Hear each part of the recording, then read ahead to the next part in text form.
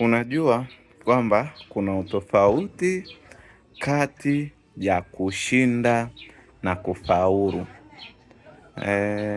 Kushinda mara nyingi mtu atatumia nguvu yoyote, namna yoyote aweze kuwa mshindi.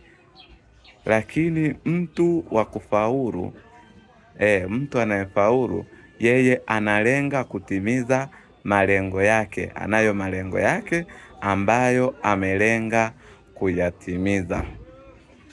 Kwa hiyo kwenye haya maisha usitafute nafasi ya kuwa mshindi. Wewe tafuta nafasi ya kuwa mfaulu, kwa sababu mtu anayetaka kushinda atajitenga na wengine, kwa sababu lengo lake ni kuwazidi wengine.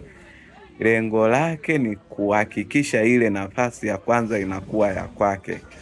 Kwa hiyo atatumia njia yoyote ile ili ahakikishe anapata ule ushindi ambao anadhania ndo kufanikiwa kwake.